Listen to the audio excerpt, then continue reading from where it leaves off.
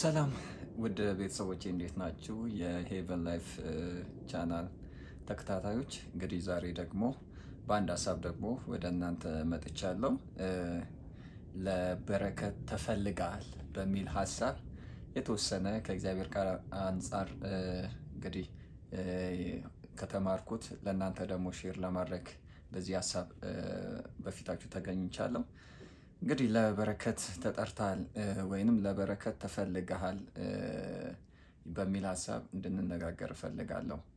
እንግዲህ በረከት በህይወት ዘመናችን ሁሉ የምንፈልገው በስራችን መባረክ፣ በቤተሰብ መባረክ፣ በልጆች መባረክ፣ በአገልግሎት መባረክ፣ በእያንዳንዱ በህይወታችን ላይ በምናከናውነው ጉዳዮች ሁሉ በረከትን እንፈልጋለን። እጃችን ያለው ነገር እንዲበዛ እየጨመረ እንዲሄድ ለብዙዎች እንዲተርፍ ህይወታችን በበረከት እንዲሞላ እንፈልጋለን እና በረከት በራሱ ደግሞ ከኛ የሚፈልገው ነገር አለ። ይህ በረከት የምንፈልገው በረከት ከኛ ደግሞ ከኛ ህይወት የሚፈልገው ጉዳይ አለ። አንዳንድ ነጥቦችን በዚህ ዙሪያ ከመጽሐፍ ቅዱስ አንጻርም እያየን እንግዲህ ስለ በረከት እናወራለን ማለት ነው።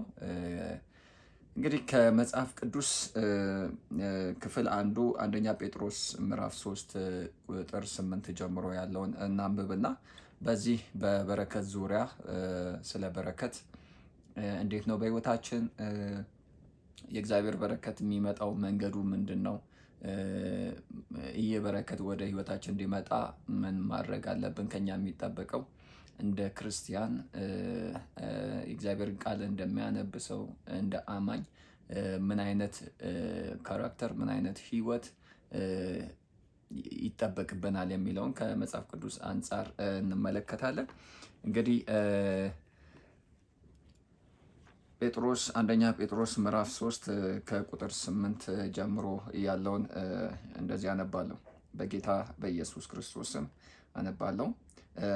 ርዕሱ መልካም በማድረግ መከራን መቀበል ይላል መጽሐፍ ቅዱስ ላይ ማለት ነው። ቁጥር 8 በመጨረሻም ሁላችሁ በአንድ ሀሳብ ተስማሙ፣ እርስ በርሳችሁ ተሰባሰቡ፣ እንደ ወንድማማቾች ተዋደዱ፣ ርኅሩኆች እና ትሑታን ሁኑ። ክፉን በክፉ ወይም ስድብን በስድብ ፈንታ አትመልሱ፣ በዚህ ፈንታ ባርኩ፣ ምክንያቱም እናንተ የተጠራችሁት እንደነዚህ ያሉትን ነገሮች እያደረጋችሁ በረከትን ለመውረስ ነው። ስለዚህ ሕይወትን የሚወድ መልካም ቀኖችን ሊያይ የሚፈልግ ምላሱን ከክፉ ከንፈሮችንም ተንኮል ከመናገር ይከልክል። ከክፉ ይራቅ፣ መልካምንም ያድርግ፣ ሰላምን ይፈልግ ይከተላትም። ምክንያቱም የጌታ ዓይኖች ጻድቃንን ይመለከታሉና ጆሮቹም ጸሎታቸውን ለመስማት የተከፈቱ ናቸው። የጌታ ፊት ግን በክፉ አድራጊዎች ላይ ነው። መልካም ነገር ለማድረግ ብትቀኑ የሚጎዳችሁ ማን ነው? ነገር ግን ስለ ጽድቅ እንኳን መከራ ቢደርስባችሁ ብፁዓን ናችሁ። ዛቻቸውን አትፍሩ፣ አትታወኩም፣ ክርስቶስን ጌታ አድርጋችሁ በልባችሁ ቀድሱት ይላል እና እንግዲህ በረከት የሚመጣበትን መንገድ ነው በዚህ ክፍል ምዕራፍ 3 ቁጥር 8 ጀምሮ ያለውን ስንመለከት አንደኛ ጴጥሮስ ላይ ማለት ነው። ክፉን በክፉ ስድብንም በስድብ ፈንታ አትመልሱ ይላል። በዚህ ፈንታ ባርኩ። ስለዚህ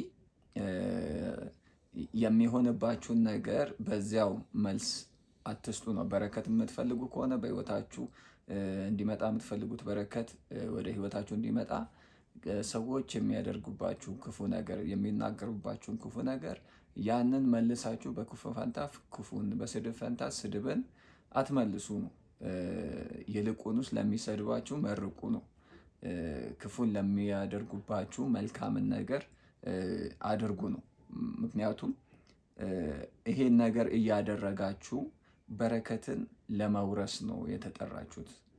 እናንተ ክፉን በሚያደርጉባችሁ ላይ መልካምን በማድረግ ስድብን በሚናገሩባችሁ በመባረክ እናንተ በረከትን ለመውረስ ተጠርታችኋል ብሎ ነው የሚናገረው ቁጥር 9 ወረድ ብሎ ማለት ነው። እና ሌላው ደግሞ መልካም ቀኖችን ለማየት የሚፈልግ እንግዲህ መልካም የሆነ ቀን ለማየት የማይፈልግ በዚህ ምድር ላይ የለም። ምክንያቱም አሁን ላይ ብዙ የጦርነት ወሬዎች፣ አስቸጋሪ ዜናዎችን እንሰማለን።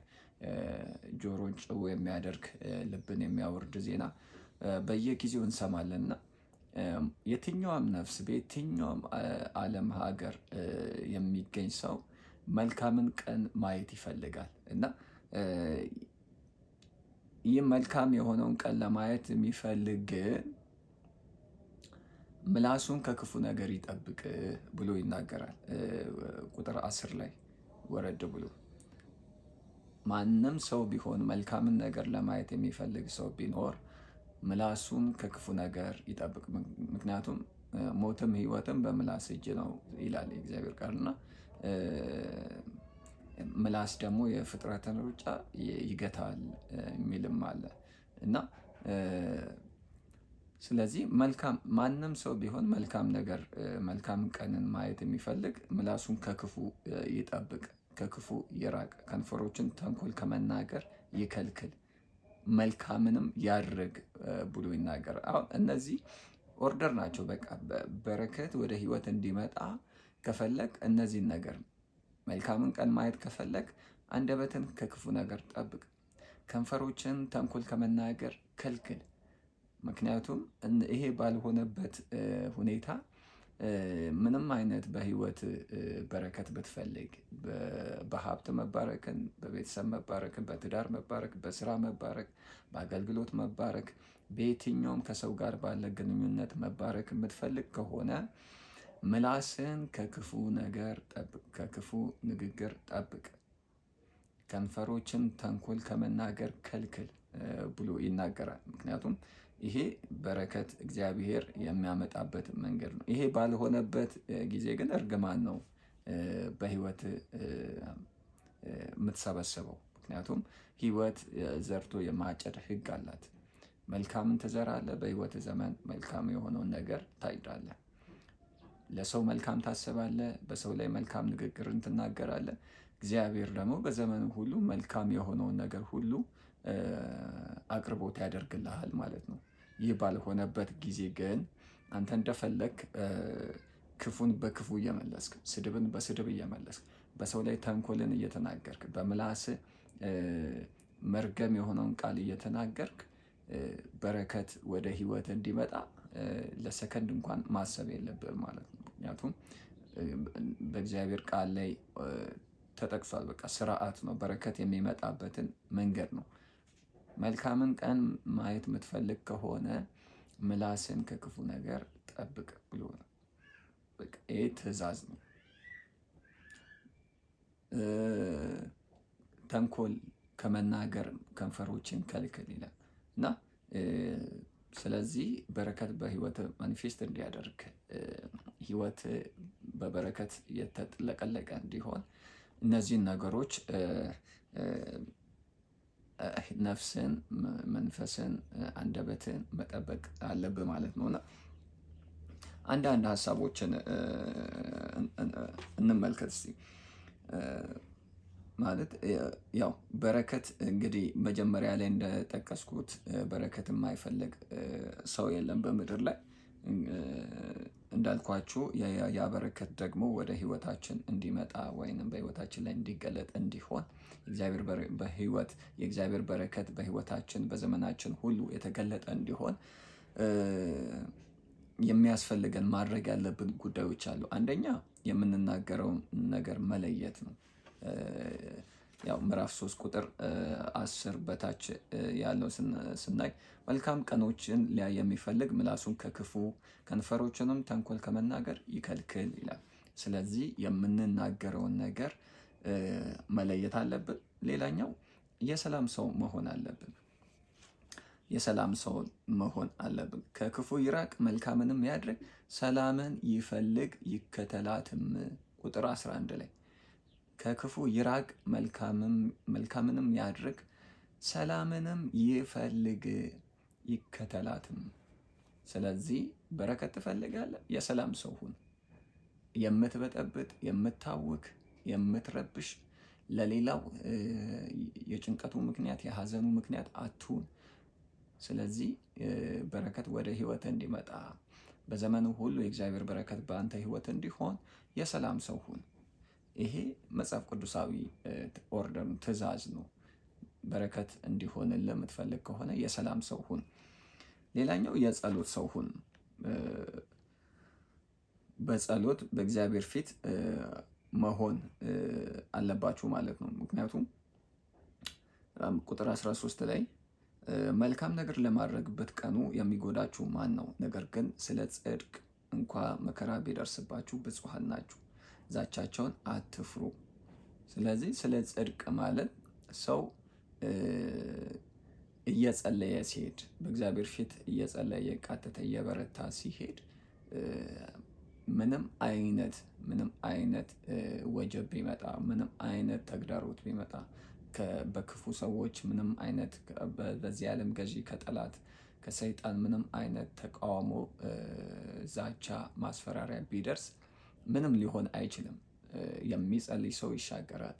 የሚጸልይ ሰው ይባረካል። የሚጸልይ ሰው ወደ ቀጣይ ሌቭል ይሸጋገራል። የሚጸልይ ሰው በድል መንገድ ይራመዳልና ስለዚህ የጸሎት ሰው መሆን ምክንያቱም ዛቻቸውን አትፍሩ ስለተባለ ብቻ ሳይሆን የማትፈራው ስለምትጸልይ ነው። ጸሎት ስትጸልይ የእግዚአብሔር መንፈስ በውስጥ ያበረታል፣ ያጠነክራል። ከውጭ የሚመጣውን ተግዳሮት ከክፉ ሰዎችም ይሁን ከዚህ ዓለምም ይሁን ከሰይጣን ይሁን የሚመጣውን ተግዳሮት ሁሉ የምትቋቋሙበትን ኃይልን ታገኛለህ ስትጸልይ ነው። ስለዚህ መጸለይ መቋቋም ይሰጣል፣ አቅምን ይሰጣል። እንደገና ደግሞ በረከትን ወደ ህይወት ማግኔት ነው፣ የመሳቢያ በረከትን የምትስብበት ማግኔት ነው ጸሎት ማለት ነው ወደ ህይወት እንዲመጣ።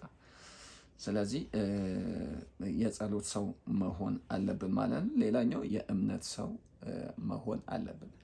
እምነት ያለው ሰው በጣም ህይወቱ ላይ በእምነት ፉል የሆነ ምክንያቱም ያለ እምነት ቀጣይ ምዕራፍ መሄድ ስለማንችል፣ ምክንያቱም እምነት ከሌለን አንዳች ነገር ማድረግ ስለማንችል፣ እምነት ደግሞ በሰው አእምሮ የማይቻለውን ከሰው አእምሮ ከሰው አቅም በላይ የሆነውን ነገር እግዚአብሔር በእኔ ይችላል ብሎ ማመን ነው።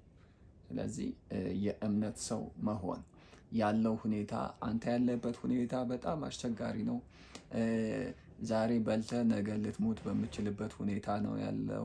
ያቺ ሴት እንዳለችው ዛሬ ከልጄ ጋር በልተን ነገ ልንሞት ነው እንዳለችው ኤልያስን፣ ነገር ግን አምጪው ያለሽን ሁሉ አምጪው እንዳላት እና ከዛች ቁራሽ ቂጣ ያለፈ በረከት ወደ ህይወቷ እንደመጣ። ስለዚህ አሁን ያለ ጥቂት ነገር ሊመስል ይችላል። አሁን ያለ ዛሬ ተጠቅመ ነገ የምትሞትበት ወይንም ተስፋ የሚያሳጣ ሁኔታ ላይ ልትሆን ትችላለህ እና ግን እምነትህ በውስጥ ቢውልድ ሲሆን ሲገነባ በእግዚአብሔር ላይ ያለ እምነት በእግዚአብሔር ቃል ላይ ያለ እምነት በጣም ሀይ ሲሆን ነገን ማየት ትጀምራለህ። በጣም የተትረፈረፈውን የእግዚአብሔርን በረከት ማየት ትጀምራለህ። ካለፈው ይልቅ የሚመጣው የተሻለ እንደሆነ ብሩህ ዘመን እንዳለ ማየት ትጀምራለህ እና ስለዚህ እምነት በእግዚአብሔር ላይ ያለንን እምነት በጣም ማጠንከር መጨመር አለብን። እምነት የእግዚአብሔር በረከት ወደ ህይወታችን እንዲመጣ ዋነኛው በጣም ወሳኝ የሆነ መሳሪያ ነው ማለት ነው። ስለዚህ እምነት ላይ በጣም ልንጠነክር ይገባል ማለት ነው። ስለዚህ እነዚህን ነገሮች ከእግዚአብሔር ቃል አንጻር በረከት ወደ ህይወታችን እንዲመጣ በህይወታችን ዘመን ሁሉ የእግዚአብሔርን በረከት እንድንጠግብ እነዚህ ከመጽሐፍ ቅዱስ አንጻር ትእዛዝ የተሰጡ ናቸው። በረከት የሚመጣበት መንገዶች ናቸው። እነዚህም ባላደረግንበት የእግዚአብሔርን በረከት ልንጠብቅ አይገባም። ስለዚህ ዝም ብለን ስለ ዊሽ ስላደረግ ስለፈለግ ነው ብቻ የእግዚአብሔር በረከት ወደ ህይወታችን አይመጣም ማለት ነው። ስለዚህ ከዚህ አንጻር ህይወታችንን ልንቃኝ ይገባል ማለት ነው። ከአንደኛ ጴጥሮስ ምዕራፍ 3 ከቁጥር 8 ጀምሮ ያሉትን የተገለጹትን ነገሮች በማድረግ የእግዚአብሔርን በረከት ወደ ህይወታችን ማምጣት እንችላለን። ያ ባልሆነበት ጊዜ በተቃራኒው ሲሆን ደግሞ መርገምን እንሰበስባለን ማለት ነው። መርገም ደግሞ ለእኛ ብቻ ሳይሆን ለትውልድ ሁሉ ለዘርዘር ሁሉ የሚተላለፍ ስለሆነ ስለዚህ ዛሬ እኛ ባበላሸነው ነገር ነገ የሚመጣው ትውልድ ተካፋይ ነው የሚሆነው። በረከትም እንደዛው በረከትን ትዘራለህ ከአንተ አልፎ ትውልድ ሁሉ የበረከት ትውልድ ይሆናል ማለት ነው። አለበለዚያ ግን መርገምን ነው የምታስተላልፈው ማለት ነው። ስለዚህ ከዚህ አንፃር ህይወታችንን ልንቃኝ ያስፈልጋል ማለት ነው። አንደኛ የምትናገረውን ነገር መለየት አለብህ። ምላስን ከክፉ ከንፈሮችን ተንኮል ከመናገር መከልከል አለብህ። ሰላምን የምትፈልግ መሆን አለብህ፣ የምትከተላትም መሆን አለብህ ማለት ነው። ስለዚህ የጸሎት ሰው መሆን አለብህ። በእግዚአብሔር ፊት ሁልጊዜ የምትቃጠት መሆን አለብህ። እንደገና ደግሞ የእምነት ሰው መሆን አለብህ ማለት ነው። ስለዚህ በዚህ አንፃር የእግዚአብሔርን በረከት በህይወታችን ማግኘት እንችላለን ማለት ነው። ሁልጊዜ በእግዚአብሔር ፊት እንሆን፣ እንጸልይ፣ እንቃትት፣ ሳንደክም ሳንታክት በእግዚአብሔር ፊት እንሆን። የእግዚአብሔርን ቃል እናንብብ፣ እንማር፣ ሁልጊዜ ፊቱን እንፈልግ። ያን ጊዜ የእግዚአብሔር በረከት ሁልጊዜ በህይወታችን ላይ፣ በቤታችን ላይ፣ በአገልግሎታችን ላይ፣ በስራችን ላይ፣ በቤተሰባችን፣ በትዳራችን ላይ ይሆናል ማለት ነው። የእግዚአብሔር ጸጋና ሰላም በያላችሁበት ይሁኑ። ይህንን የዩቱብ ቻናል ሰብስክራይብ በማድረግ ሼር በማድረግ ኮፒ ሊንክ በማድረግ ለሌላው እንዲደርስ እንድታበረታቱኝ ይሁን። ሁልጊዜም እንግዲህ ከእናንተ ጋር የእግዚአብሔርን ሀሳብ ለማውራት ለመጨዋወት ሁልጊዜ በፊታችሁ እቀርባለሁ። እናንተም ከጎኔ እንድትሆኑ በሀገር ውስጥም ከሀገር ውጭም ያላችሁ ክርስቲያን ቤተሰቦች ሁላችሁም እንድታበረታቱኝ ይሁን። የእግዚአብሔር ጸጋና ሰላም ከሁላችን ጋር ይሁን። ሻሎም